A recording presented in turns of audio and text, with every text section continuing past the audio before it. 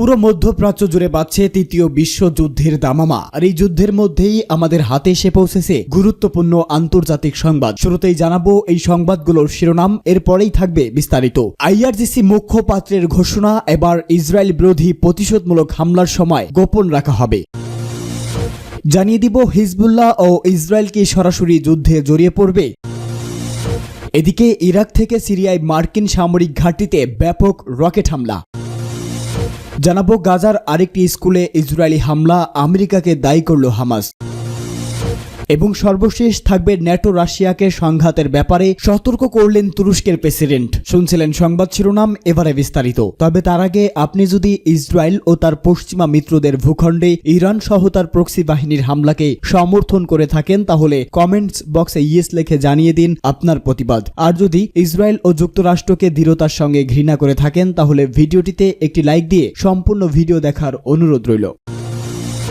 এবার ইসরায়েল বিরোধী প্রতিশোধমূলক হামলার সময় গোপন রাখা হবে বলছে ইরান। তেহরানে হামাস নেতা ইসমাইল হানিয়া হত্যাকাণ্ডের প্রতিশোধ নিতে এবার ইরান ইসরায়েলে যে হামলা চালানোর সিদ্ধান্ত নিয়েছে তার দিনক্ষণ সম্পর্কে তেল আবিবকে সম্পূর্ণ অন্ধকারে রাখা হবে। এই ঘোষণা দিয়েছে ইরানের ইসলামী বিপ্লবী গার্ড বাহিনী বা আইআরজিসির মুখপাত্র ব্রিগেডিয়ার জেনারেল আলী মোহাম্মদ নায়ানি। তিনি বলেন, ইরানে এবারের প্রতিক্রিয়া ইসরায়েলের বিরুদ্ধে এর আগে চালানো অভিযানগুলোর মতোই হতে হবে এমন কোনো কথা নেই। জেনারেল নায়ানি বলেন, ইসমাইল হানিয়াকে হত্যা করতে গিয়ে ইসরায়েল কয়েকটি লক্ষ্য নির্ধারণ করেছে, যার একটিও অর্জিত হয়নি। ইহুদিবাদী শত্রু মনে করছিল তারা গাজা উপত্যকায় যুদ্ধ যে ব্যর্থতার পরিচয় দিয়েছে, হানিয়াকে হত্যা করে তা পুষিয়ে নেবে, কিন্তু তাদের সেই ধারণাকে ভুল প্রমাণ করে গাজায় হামাসের অবস্থান আরো শক্তিশালী হয়েছে। ইরানের প্রেসিডেন্ট মাসুদ পেজেশকিয়ানের শপথ অনুষ্ঠানে যোগ দিতে এসে গত 31 জুলাই তেহরানে ইসরায়েলের গুপ্ত হত্যার শিকার হন হামাসের পলিট ব্যুরো প্রধান ইসমাইল হানিয়া। ইরানের সর্বোচ্চ নেতা সহ দেশের শীর্ষস্থানীয় সেনা কর্মকর্তারা তাদের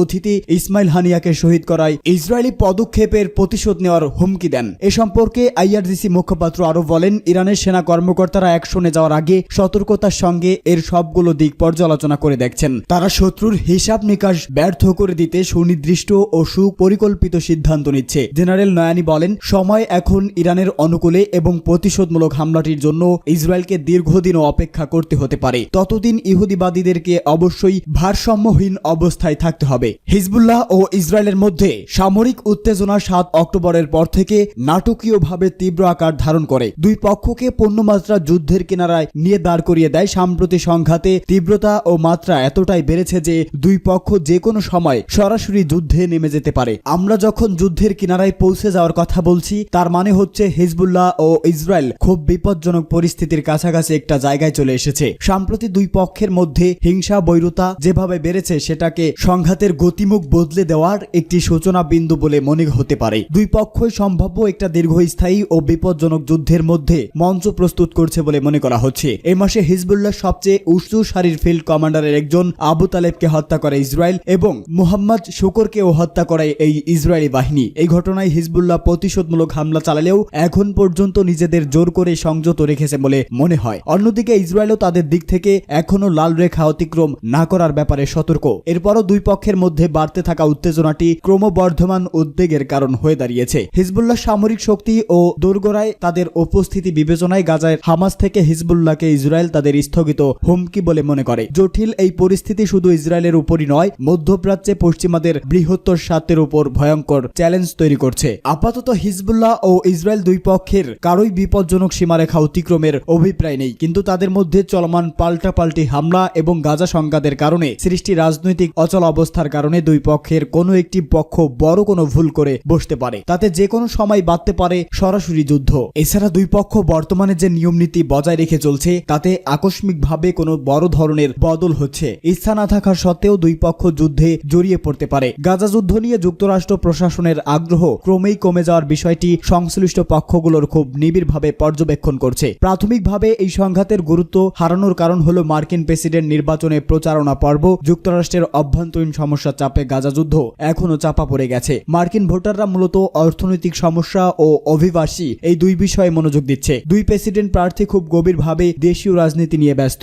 ইরাক থেকে সিরিয়ায় মার্কিন সামরিক ঘাঁটিতে 5টি রকেট নিক্ষেপ। ইরাকের উত্তরাঞ্চলীয় একটি শহর থেকে প্রতিবেশী সিরিয়ার উত্তর পূর্ব অঞ্চলে যুক্তরাষ্ট্রের একটি সামরিক ঘাঁটি লক্ষ্য করে অন্তত 5টি রকেট ছোড়া হয়েছে। এসব হামলা চালানো হয়েছে বলে আনামা ইরাকের 2 নিরাপত্তা কর্মকর্তা ও মার্কিন এক কর্মকর্তা রয়টার্সকে জানিয়েছে। এই প্রথম মার্কিন বাহিনীর উপর এ ধরনের হামলার ঘটনা ঘটল। ওই সময় ইরাকের ইরান সমর্থিত গোষ্ঠীগুলো মার্কিন সেনাদের বিরুদ্ধে হামলা বন্ধ করেছিল। ইরাকের প্রধানমন্ত্রী মোহাম্মদ শিয়া আল সুদানি যুক্তরাষ্ট্র সফর থেকে দেশে ফিরে আসার কিছুদিন পরেই হামলার এই ঘটনা ঘটল। যুক্তরাষ্ট্র সফরে সুদানি হোয়াইট হাউসে প্রেসিডেন্ট জো বাইডেনের সঙ্গে বৈঠক করেছে। কাতাইফ হিজবুল্লাহর সঙ্গে সম্পর্কিত একটি গোষ্ঠী টেলিগ্রামে করা এক পোস্টে জানিয়েছে, মার্কিন নেতৃত্বাধীন সামরিক জোটে কার্যক্রম বন্ধ করা নিয়ে আলোচনায় তেমন অগ্রগতি না হয় ইরাকের সশস্ত্র উপদলগুলো ফের আক্রমণ শুরু করার সিদ্ধান্ত নিয়েছে। পরে কাতাইফ হিজবুল্লাহর ঘনিষ্ঠ আরেকটি জনপ্রিয় টেলিগ্রাম গোষ্ঠী সাবরিন নিউজ জানায়, ইরান সমর্থিত উপদলটি এই বিষয়ে আনুষ্ঠানিকভাবে কোনো বিবৃতি দেয়নি। নাম প্রকাশ না করার শর্তে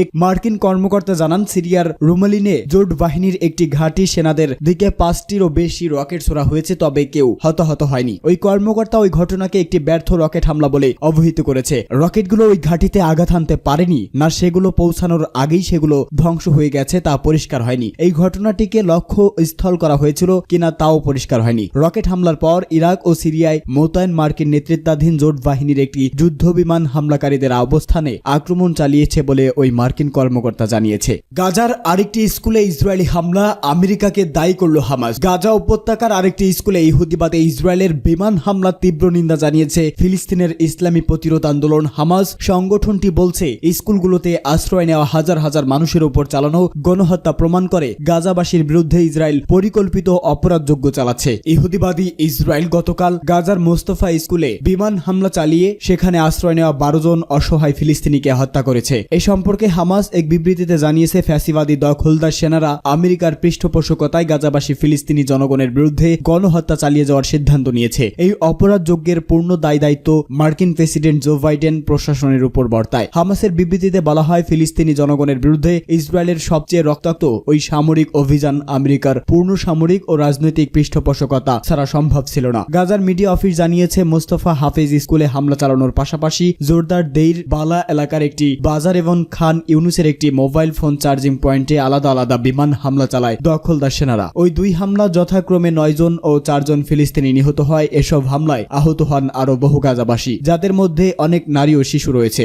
ন্যাটো ও রাশিয়াকে সংঘাতের ব্যাপারে সতর্ক করলেন তুরস্কের প্রেসিডেন্ট। তুরস্কের president Recep Tayyip Erdogan NATO ও রাশিয়ার মধ্যে সংঘর্ষের বিষয়ে উভয়কেই সতর্ক করেছে। ইউক্রেনকে শক্তিশালী করার লক্ষ্যে একটি জোটের শীর্ষ সম্মেলন। এরদোয়ান বলছে, কূটনৈতিক একটি বিকল্প হতে পারে। ওয়াশিংটনের শীর্ষ সম্মেলনে ইউক্রেনে F-16 যুদ্ধবিমান হস্তান্তর এবং জার্মানিতে দূরপাল্লার ক্ষেপণাস্ত্র মোতায়েনে মার্কিন পরিকল্পনা সহ ঘোষণা দেওয়া হয়। পাশাপাশি ন্যাটো থেকে খুব গুরুতর হুমকির প্রতিক্রিয়া সম্পর্কে সতর্ক করছে রাশিয়া। ন্যাটোর 75তম বার্ষিকী শীর্ষ সম্মেলনের পর এরদোয়ান এক সংবাদ সম্মেলনে বলেন, আমি এখানে অকপটে আমার মতামত তুলে ধরেছি যে ন্যাটোকে কখনো ইউক্রেনের যুদ্ধে কারো পক্ষ হতে দেওয়া উচিত নয়। এরদোয়ান বলেন, তুরস্ক ন্যাটো ব্যতিক্রমী সদস্য যারা রাশিয়ার উপর নিষেধাজ্ঞা যোগ দেয়নি এবং ইউক্রেনের আঞ্চলিক অখণ্ডতা ও সার্বভৌমত্বকে সমর্থন করেছে। তিনি বলেন, আমি জোর দিয়ে বলেছিলাম কূটনীতিতে বাদ দেওয়া উচিত নয় এবং আলোচনার মানে আত্মসমর্পণ নয়। বাইডেনের অস্ত্রের অবিচ্ছিন্ন প্রবাহের মাধ্যমে ইউক্রেনকে রক্ষা করার জন্য